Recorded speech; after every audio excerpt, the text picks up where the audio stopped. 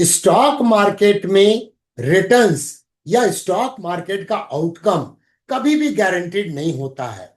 लेकिन जब हम प्रॉपर तरीके से रिसर्च करते हैं, फंडामेंटल एंड टेक्निकल, तो एक एज मिलता है। और रिस्क मैनेजमेंट जब उसमें अप्लाई करते हैं, जिसको कभी भी इग्नोर नहीं किया जा सकता है, तो इस एज के कारण हम बेहतर तरीके से परफॉर्म कर पाते हैं। आज का वीडियो एजुकेशनल है, कोई बाय या सेल का रिकमेंडेशन नहीं है। Steel sector in spotlight. आज हम बात करने वाले हैं एक ऐसे सेक्टर की जो पूरी इकोनॉमी का फाउंडेशन है, स्टील इंडस्ट्री। और स्पॉटलाइट में है दो बड़े प्लेयर्स, सेल एक पीएसयू ज्वाइंट है और टाटा स्टील एक प्राइवेट सेक्टर लीडर है। लास्ट 1 मंथ में मेटल एंड माइनिंग सेक्टर ने 14.31% का रिटर्न दिया है, जो कि ओवरऑल इंडियन स्टॉक मार्केट के 9.03% से काफी ज्यादा है। और स्पेसिफिकली स्टील सेक्टर ने 13.41% का रिटर्न दिया है। क्लियरली स्टील सेक्टर में मोमेंटम नजर आ रहा है और ये सिर्फ शॉर्ट टर्म ट्रेंड नहीं है। एनालिस्ट एक्सपेक्ट कर रहे हैं कि स्टील सेक्टर में अर्निंग ग्रोथ 34% रह सकती है अगले 5 सालों तक। कंपेयर करो पिछले 5 साल के एवरेज 2.1% ग्रोथ से, ये तो रिवाइवल जैसा लग रहा है। और अगर हम स्टील की डिमांड की बात करें तो पिक्चर बहुत इंटरेस्टिंग है। इंडिया में इंफ्रास्ट्रक्चर पुश है, रेलवे मॉडर्नाइजेशन है, ईवी प्रोडक्शन है और रियल एस्टेट सेक्टर में भी डिमांड की वजह से स्टील की domestic consumption all time high पे जा सकती है। गवर्नमेंट का केपेक्स भी इसको सपोर्ट कर रहा है। चाइना के मार्केट में स्लो डाउन जरूर है। प्रॉपर्टी मार्केट क्राइसिस की वजह से स्टील डिमांड थोड़ी डिप्रेस्ड है, लेकिन एक्सपोर्ट ओरिएंटेड डिमांड अब रिकवर होने लगी है। यूरोप में एनर्जी क्राइसिस और ग्रीन ट्रांजिशन के चलते कुछ डिसरप्शन हुए, लेकिन ऑटो और कंस्ट्रक्शन डिमांड ग्रेजुअली रिवाइव हो रहा है। तो ग्लोबली अगर हम देखें तो डिमांड सिनेरियो ओवरऑल सपोर्टिव दिख रहा है और इसीलिए सेक्टर में स्ट्रॉन्ग मोमेंटम दिखाई दे रहा है। Nifty metal index outlook. Nifty metal index वो इस सेक्टर का बैरोमीटर है। टाटा स्टील का इंडेक्स में 20.11% का वेटेज है, जबकि सेल का सिर्फ 2.82%। स्टील सेक्टर का पी रेशियो अभी है 21.9 times versus 5 years average of 23.2, थोड़ा अंडर वैल्यूड है। पीएस रेशियो भी 1.4 है versus historical average of 1 time. इसका मतलब क्या है? वैल्यूएशन रीजनेबल है और मोमेंटम के साथ ब्रेकआउट भी पॉसिबल है। SAIL versus Tata Steel fundamental battle. आइए अब दोनों स्टॉक के फंडामेंटल्स को कंपेयर करते हैं। सेल की पहले बात करते हैं। डेट टू इक्विटी रेशियो 50.6%, काफी रिड्यूस हुआ है पिछले 5 सालों में। P ratio 21.1 versus fair P ratio 37.3, तो इस आधार पे ये अंडर वैल्यूड नजर आ रहा है। फेयर वैल्यू 25 रुपीज 96 नया पैसा और करंट प्राइस है 132 के आसपास में, तो करीब 412% ओवर वैल्यूड नजर आ रहा है डीसीएफ बेसिस पर। अर्निंग्स ग्रोथ की बात करें, जो कि फोरकास्ट है, एस्टिमेट है 21.5%, रेवेन्यू ग्रोथ 3.3%, पायस्ट्रो की स्कोर है 5, जो एवरेज फाइनेंशियल्स को इंडिकेट करता है, और बीटा है 1.58, मतलब स्टॉक हाईली वोलेटाइल है। इंटरेस्ट कवरेज रेशियो वीक है, सिर्फ 1.8 टाइम्स ईबिट का। अब देखते हैं टाटा स्टील का। डेट टू इक्विटी रेशियो 97.4%, बहुत हाई है, बट डेट कवरेज डिसेंट है। पी रेशियो 56.8 टाइम्स है वर्सेस फेयर पी 68.7, तो यहां पर भी स्लाइटली अंडर वैल्यूड नजर आ रहा है। फेयर वैल्यू है 130.99, जबकि करंट मार्केट प्राइस करीब 156 के आसपास है। 18.9% ओवर वैल्यूड नजर आ रहा है।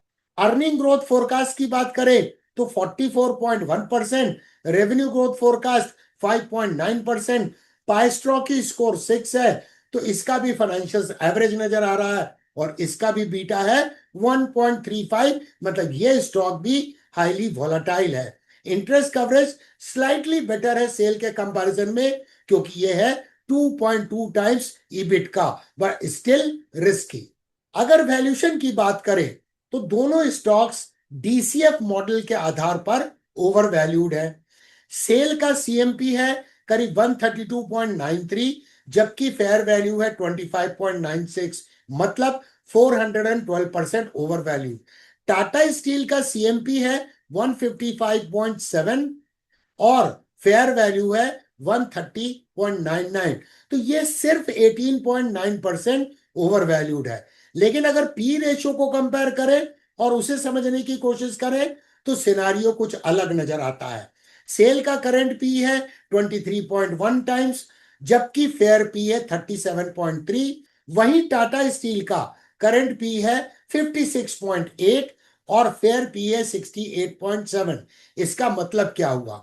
सेल का वैल्यूएशन पी के एंगल से ज्यादा बेहतर नजर आ रहा है, लेकिन डीसीएफ के हिसाब से वो ज्यादा ओवर प्राइस दिख रहा है। डेट और इंटरेस्ट सर्विसिंग कैपेसिटी की बात करें तो सेल का डेट इक्विटी रेशियो 50.6% है, जो मॉडरेट है, पर उसका इंटरेस्ट कवरेज रेशियो 1.8 टाइम्स है, मतलब कम मार्जिन है लोन के इंटरेस्ट चुकाने के लिए।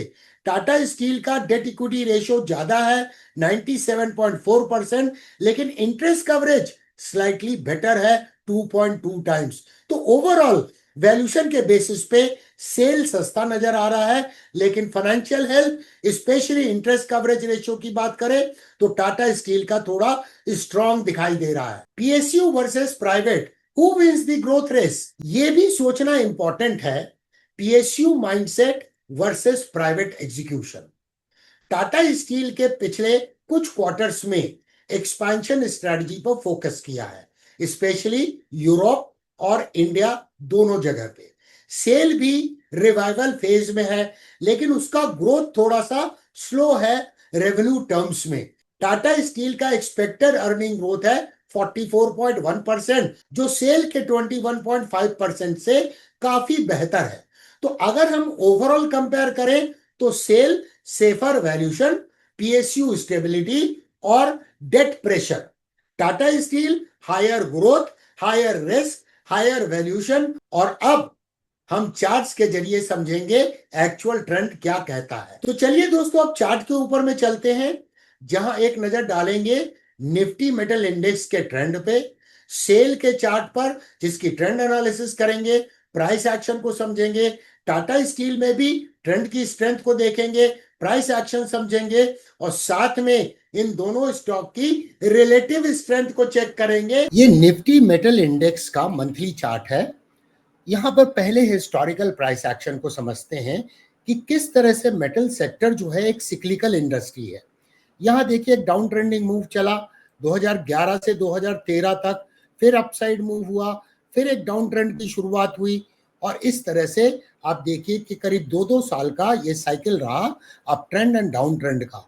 उसके बाद काफी लंबे समय तक ये डाउन ट्रेंड चला, ये भी करीब 2 साल का था, फरवरी 2018 से लेके मार्च 2020 के बीच में। यहाँ पे फिर मल्टीपल बॉटम का फॉर्मेशन हुआ, और ये इसका अपेक्स था जहां यहाँ ब्रेकआउट हुआ, और उसके बाद प्राइस का structure higher highs and higher lows का बन रहा है।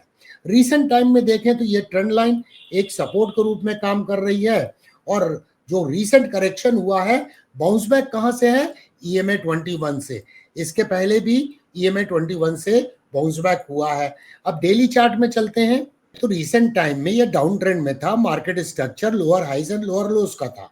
यहां पर ऐसा लगा कि ट्रेंड का रिवर्सल होगा, क्योंकि अच्छा कंसोलिडेशन था, ब्रेकआउट भी हुआ, लेकिन इस लेवल को प्राइस ने यहां पर तोड़ दिया। उसके बाद अब market structure higher highs and higher lows का है, एंड मोस्ट इंपॉर्टेंट फैक्टर क्या है? EMA 55 ने SMA 144 को क्रॉसओवर कर लिया है, और ये रीसेंट टाइम का एक सीरियस टाइप का जो रेजिस्टेंस था उसको भी प्राइस ने यहाँ पर निकाल लिया है। ये सेल का NSE के ऊपर में डेली टाइम फ्रेम में प्राइस चार्ट है। ये देखिए डाउन ट्रेंडिंग मूव था, काफी दिनों से चल रहा था, उसके बाद यहाँ पे मल्टीपल बॉटम का फॉर्मेशन हुआ, यानी प्राइस ने लोअर लोज बनाने की प्रक्रिया को समाप्ति की ओर किया, और इस जोन का देखिए यह कंसोलिडेशन बैंड का ब्रेकआउट हुआ है। यहाँ गोल्डन क्रॉस भी होता हुआ नजर आ रहा है। अगर हम सेल के रिलेटिव स्ट्रेंथ को देखें मेटल इंडेक्स के कंपैरिजन में, तो ये देखिए आरएस का लेवल जो है वो 0 के ऊपर है।